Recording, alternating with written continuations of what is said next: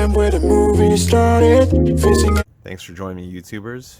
Here we have fresh from Amazon delivery, the Empire Strikes Back 40th anniversary series. We have here Luke Skywalker in the snow speeder outfit and the rubber soldier from Hoth. So this packaging came out pretty well. This one they really shoved in the box, and if you're a true collector that likes to keep things mint in these nice displays, Amazon might not be the way to go. So why don't we open these up, since I am not that type of collector, and let's go over them real quick. I am enjoying the outside right now because I've been stuck in the hospitals because of all this COVID crap. So as I have the opportunity to actually enjoy the outside, I am going to. So I didn't go inside to go get my other snowspeeder figures to compare, but I can get a review later for that if you really want. But why don't we look at this guy first? So he already looks different to me in terms of, I think this piece is maybe new. I think they redid the whole neck in general. Helmet, it looks the same, obviously. This arm piece may be a little bit different. Can't tell. I think they use a little bit different technology because this looks a little bit different to me as well. He feels a little bit gummier than the older Black Series, and maybe these joints are a little bit gummier. Maybe they're using a little bit different plastic. I am not sure. The knees are definitely different, so he's using some new technology. So this is a basically new sculpt compared to the older I guess this is Snow Speeder. It's not even the previous one that we got was the Rebel Pilot outfit. So this is a Snow Speeder outfit. So this is going to be different than his X-Wing fighter type outfit that he had, even though in our appearance it looks like it's the exact same thing. So this is going to be slightly different. So you can see the knees are already different. I don't know how I feel about these knees. They look odd to me. This is a little bit different in terms of the tubing that he has here. I don't remember this going in the pocket.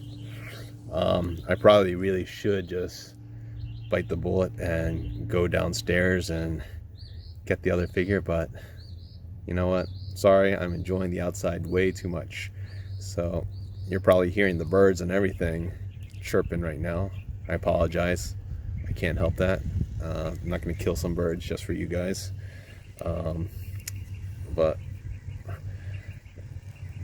maybe I would if I had a lot of subscribers and a BB gun that was functional. Let's remove this helmet. So different head sculpt altogether. So you can see he's got this kind of headgear on.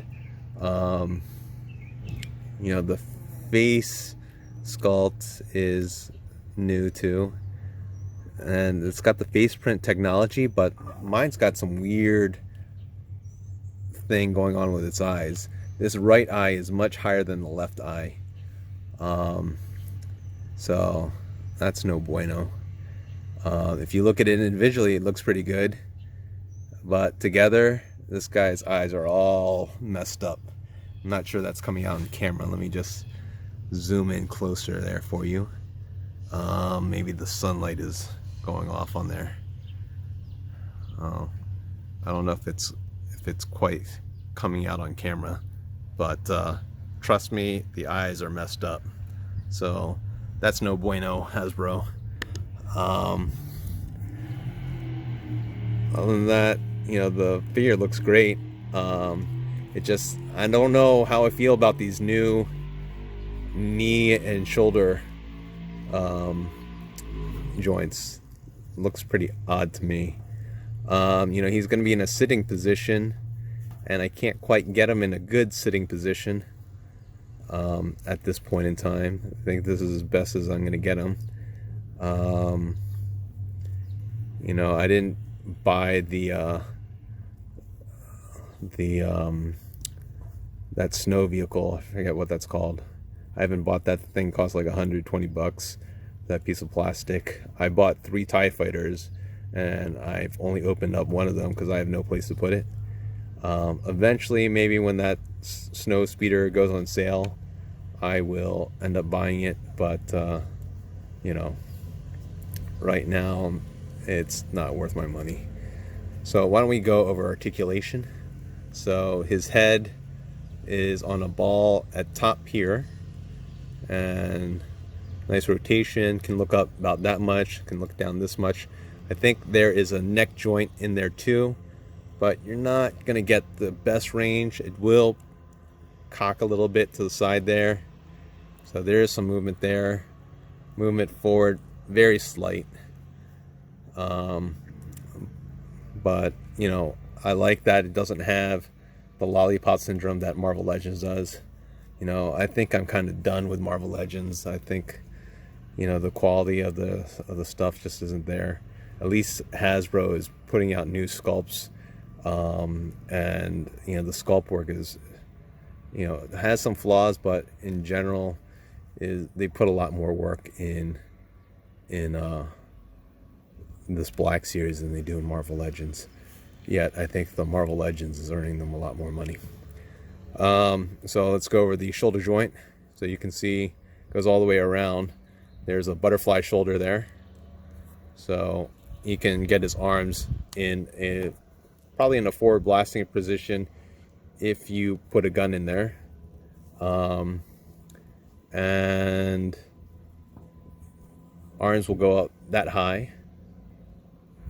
You can see his elbow joint. It's a single joint right there, and it will rotate.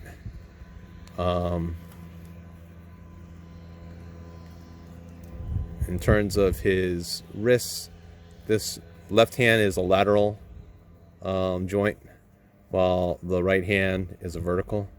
So it's good for pistol and lightsaber wielding. Ooh, there goes my Dio. Oh well, stay down. And it's gonna be a little bit windy here.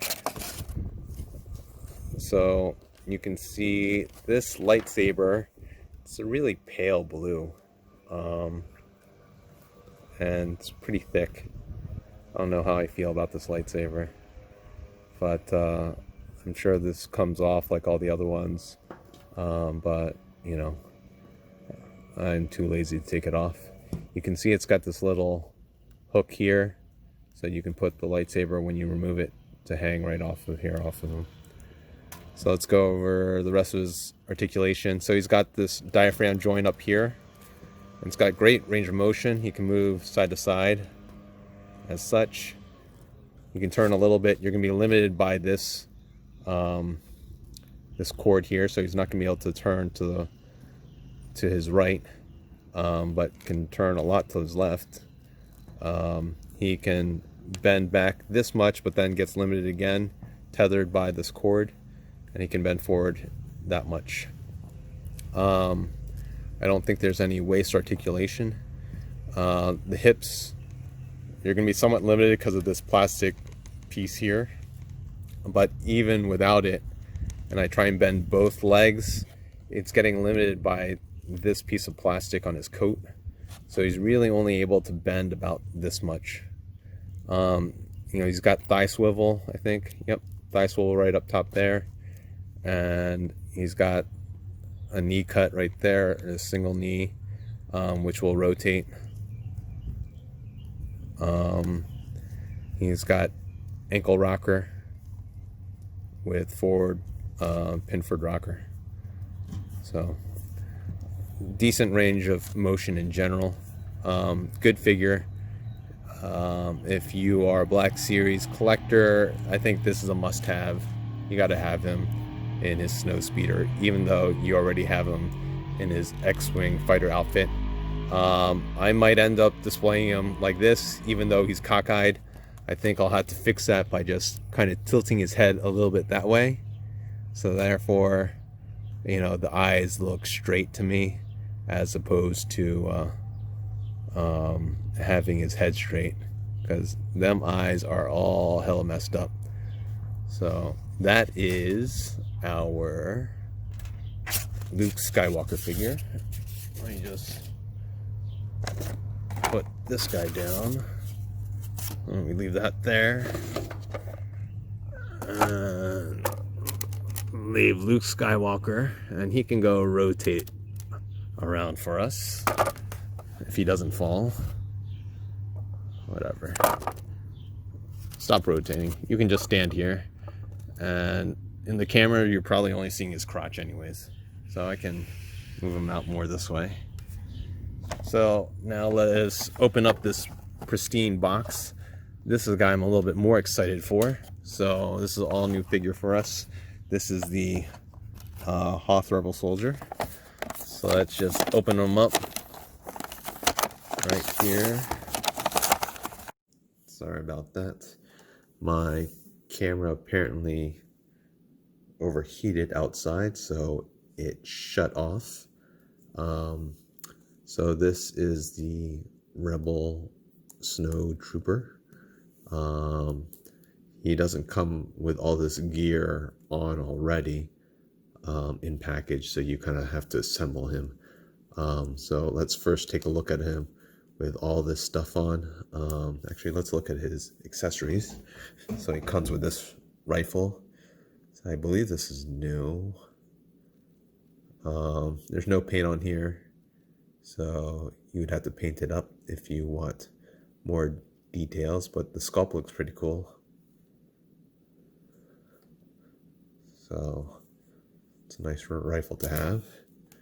He comes with this Rebel pistol. So this came with the previous Rebel Soldier, and I think also comes with Lando, if I can remember correctly. He comes with this backpack, so it's, you know, decently painted. And it's I think it's a square peg. Yep, square peg, so it's not one that you're gonna rotate off and pull. You gotta just pull the sucker off in order to get it out. Oh look, so I didn't look at this closely, but there's a panel here. Oh, that's pretty cool. So there are alternate heads that you can have for this Rebel Soldier. So I actually wish I got several of these Rebel Soldiers, because that's pretty cool. You can have different looks. So this Rebel Soldier's head, it comes with the goggles, which is nice, because then it kind of reminds me of Snow Job for G.I. Joe. So I figure they're going to use something like that for that. It comes with this scarf here, which does not come on assembled for this person. Now, this thing, in order to get this little scarf on, you got to pull off the head. So why don't we do that first? So there's a little ball joint here that goes into the neck. Right there. So cool thing is you could have an effect where you guys chop off this guy's head. It could just be laying there. That looks nice. But in any case, let's put this head right back on. And so you can see, this is how it comes in package. Let's just take this off because it's in the way. You saw where this face had come from before. So you can actually take this head off, but I think it's easier to take the head off if you take the hat off first. Then you can take off the face. And let's plop on this face. So that's pretty cool. So you got basically two different figures with just the face sculpt itself, and then you can display him with the goggles on, either just on his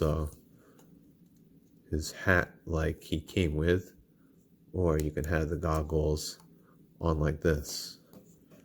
So you can have a bunch of different rebel troopers, you know, and they all look kind of different. So you have a different amount of combinations that you can make. Obviously, once you cover up the face with the scarf, they're gonna look more similar.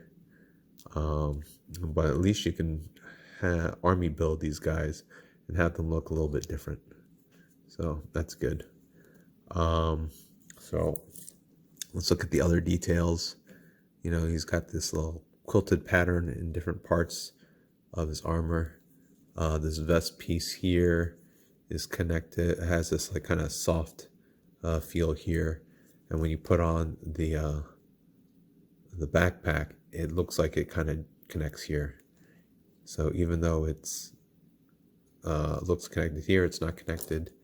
So it kind of looks weird without the backpack, but that's okay. I would kind of wish that they just kind of had this piece all together, and it didn't give that connection piece. It would have been better if this was just belted across. That way, when you don't have the backpack, it looks more normal. So you can see some other nicely sculpted details here. Not a ton of paint on him, but decent amount. They definitely could have painted a lot more than they did. So, but in any case, figure looks pretty good altogether. So let's go over range of motion. That's the base ball joint right there. And you can see the head, even on top of that, will tilt and move, but most of the movement is in this ball peg in the bottom.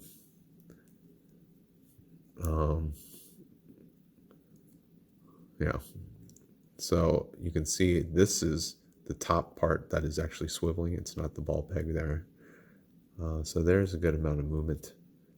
All right, let's go with the shoulder. It goes 360. It looks like there's a little butterfly joint action. The butterfly joint gets hindered by this vest, but there's more range of motion moving backwards. So I guess I do appreciate that it's there. But you're not going to get this guy to be able to pistol grip in front of him. I wonder if you can remove this. I don't know. It looks like it's tacked down there, so you are not going to be able to remove this vest, unfortunately. But really, this vest is hindering that butterfly joint. There is a diaphragm joint here, and he can bend that far to the side, and that side. You can bend about that much forward and that much back, so really far back. Shoulder, single jointed shoulder with a rotation. His wrist on the left is got a lateral movement, and on the right has the vertical movement, which is good because this is his pistol shooting hand. Now he's got this cut piece in the skirt here, so you can see that that's gonna help him in terms of some of his movement, although this piece right here is tethered to his leg into the skirt, so that is going to hinder his movement a little bit. So you can see that's a little wonky there, but you can force it up to 90 degrees, but it's not going to stay. Let's see with this side, you can force it up again up to about 90ish. I think this bag gets in the way, but less than 90. He's got double jointed knees, so unlike the Luke Hoth snowspeeder, he has the older technology in terms of the knees. I don't know which one I prefer yet. So you can see this one, it gives that old look, but really thick knees. So maybe I do like the look of the newer knee joints. I don't know. And he's got the forward pinford rocker with extreme toe extension. His flexion is inhibited by this little piece here on the boot. But overall, very cool figure. I am glad I have him. I actually wish I had another one. And look at the scale. You can see Luke is appropriately shorter. Mark Hamill is about 5'9" in real life, or at least when Star Wars had shot. So, you know, this Rebel Trooper is actually pretty tall. So in real life, this Rebel Trooper would be like, you know, like 6'2". I don't know. So just looking at this knee joint again, this is the new knee joint. It's not entirely pretty, and the range of motion isn't really there. Now let us just compare with the older knee joint. So I like the older knee joint better, because if you were to put this with the equivalent range of motion, this knee joint, the older knee joint, looks better than the newer knee joint, in my opinion. So I hope that this review helps you in terms of whether you should be buying these figures or not. I think these are the two figures that you should definitely get in the way for sure. But thank you for watching, and have a good day. All right, bye.